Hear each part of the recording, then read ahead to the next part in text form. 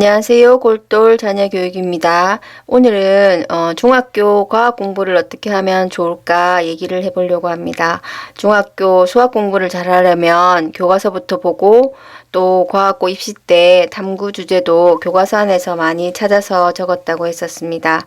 과학도 마찬가지로 교과서를 중심으로 보고 또 과학고 입시 때도 탐구 주제나 글쓰기도 교과서 안에서 찾아서 적으면 좋겠습니다. 시험 기간에 문제집을 풀 때는 O2라는 문제집을 시험 범위에 맞추어서 풀었습니다. 그리고 영재고, 과고를 준비할 때는 하이탑, 중등 과학으로 계속 공부를 했었습니다. 그리고 또 과학 공부에 도움이 되었던 것이 무엇이었냐고 제 아이에게 물어보니까 초등학교 때 읽었던 과학 책들이 많이 도움이 되었다고 합니다. 중학교 때 학교에서 과학 경시대회 시험을 칠 때도 과학 관련 책을 읽었던 것을 떠올리면서 답을 적었다고 얘기를 합니다. 제 아이가 공부했던 교과서이지만 이 교과서를 바탕으로 하나하나 얘기해 보도록 하겠습니다. 중학교 1학년 교과서인데요. 금성출판사 2014년도 판입니다. 처음에 보면 차례 부분이 나옵니다. 목차 부분인데요. 수학과 마찬가지로 과학도 과고 입시 때 보면 선생님께서 목차를 보시고 과학 개념을 물어보기도 하시기 때문에 목차를 보고 개념 정리를 해보면 면접에 많은 도움이 됩니다. 물론 학교 내신 시험을 볼 때도 목차를 보고 정리를 해보면 전체를 볼 수 있는 그런 눈을 키울 수 있습니다.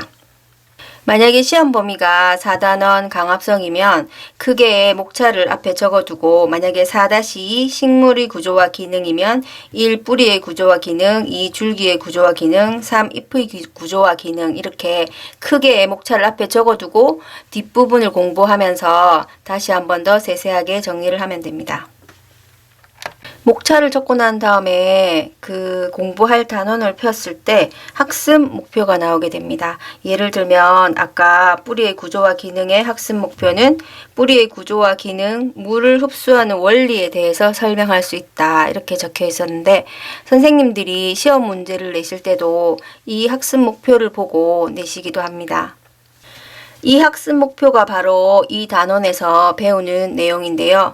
여기 보면 뿌리의 구조와 또 뿌리의 기능 그리고 뿌리의 물을 흡수하는 원리에 대해서 이렇게 나와 있습니다. 이렇게 길게 나와 있는 부분들을 공책이나 안 그러면 책 여백에서 하나하나 정리할 수 있어야지 머릿속에 기억하기도 쉽고 외우기도 쉽습니다. 정리를 할 때 교과서에 있는 것을 그대로 적어도 되지만 양이 너무 많거나 또 교과서에 있는 것을 그대로 적기보다는 자기가 이해할 수 있는 그러한 말로 간략하게 요약을 해서 적어도 좋습니다. 정리가 조금 힘들다고 생각되면 교과서에 나와 있는 이렇게 정리 노트가 따로 있습니다. 이것을 참고로 하여서 이 부분에 그림을 그려져 있으니까 여기 다시 정리를 하고 부족한 부분은 그 여백을 이용해서 본인이 정리를 해도 좋을 것 같습니다. 그리고 단원 마무리 부분이 나옵니다. 이 부분을 보면서 다시 한 번 더 개념을 확인할 수가 있고요. 그리고 문제를 풀면서 다시 한 번 더 배운 내용을 체계적으로 정리할 수 있습니다. 문제집에 있는 문제도 중요하지만 교과서에 있는 문제를 빠짐없이 풀어보고 또 틀린 부분이 있으면 다시 한번 풀어보시기를 바랍니다. 정리를 하면서 한 가지 또 중요한 것은 교과서에 나와 있는 그림이나 그래프들입니다. 그림이나 그래프를 보면서 다시 한 번 더 정리하고 암기하기를 바랍니다. 그리고 선생님께서 수업 시간에 중요하다고 하는 이 그림이나 또 그래프 같은 것은 꼭 별표를 해두시고 또 체크해 두시고 시험 치기 전에 다시 한 번 더 보기를 바랍니다. 꼭 보면 구석에 있던 그림이나 그래프가 시험에 나오기도 합니다. 수업 시간에 선생님께서 이건 시험에 낼 수도 있어 하면서 얘기할 때 잘 들어두었다가 그걸 체크해 두고 공부를 해보면 시험 문제에 꼭 나오기도 하고 그래서 좋은 점수를 받을 수도 있습니다. 사실 제 아이는 내용을 요약 정리하는 것을 잘 하는 편은 아니었어요. 남학생이기도 하고 이렇게 글 쓰는 것을 그렇게 좋아하지 않았기 때문에. 하지만 전체적으로 교과서를 보면서 그 내용을 여러 번 읽고 또 이해하고 그리고 그림을 꼼꼼히 보면서 외우는 편이었습니다. 과학은 좋아하는 과목이라서 재미있게 공부했지만 다른 암기 과목들은 교과서를 보고 또 보고 10번 이상 계속 보면서 그러고 나서 시험을 쳤다고 합니다. 암기 요령 중 하나는 개념이나 용어를 연습장에 쭉 적어 놓은 상태에서 자기가 그 개념의 내용이나 뜻을 제대로 알고 있는지 한번 체크해 보는 것입니다. 옆에다가 적어봐도 되고 또 적을 시간이 부족하면 말로서 한 번 더 확인해 봐도 됩니다. 잘 모르는 부분은 다시 한 번 더 암기해 보면 됩니다. 제 아이 같은 경우에는 개념 용어를 이렇게 책에다가 적고 자기가 알고 있는 것은 이렇게 동그라미를 치고 확인을 하고 넘어갔었는데요. 이러한 방법도 한 가지 방법이 될 것 같습니다. 교과서에 보면 탐구 실험 부분도 있습니다. 학교에서 실험을 하는 경우도 많이 있는데요. 실험한 것을 다 기억하기가 어렵습니다. 그래서 실험한 것을 자기가 알아볼 수 있고 또 이해하기 쉽게 다시 한 번 더 이렇게 정리해 보는 것도 중요합니다. 그리고 자료실 부분이 있는데요.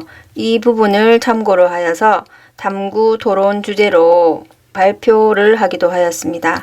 그래서 생기부 과학란에 보면은 신재생 에너지의 종류와 특징을 이용해서 미래 에너지의 개발 및 이용 가능성에 대하여 다양한 자료를 수집하고 탐구하여 탐구 토론 주제로 발표하기도 하였다. 이렇게 적기도 하였습니다. 교과서를 기초로 하여서 힌트를 얻어서 관련된 책이나 자료를 도서관에서 찾아보고 탐구 주제로 하면 좋을 것 같습니다. 마지막으로 교과서에 보면 세상을 바꾸는 과학이라는 부분이 나옵니다. 과학에 대한 흥미와 또 호기심을 유발하고 토의하기, 글쓰기를 통해서 과학적 사고력, 창의력 그리고 의사소통 능력을 기를 수 있는 부분입니다. 사실 중학교 와서 과학책을 따로 시간을 내어서 읽기가 힘든 경우가 많은데요. 교과서에 나와 있는 이 부분들을 읽고 여기서 더 흥미가 생기고 호기심이 생기면 관련된 책들을 도서관에서 찾아보고 그리고 하나하나 탐구해보고 글을 써보는 것도 좋을 것 같습니다.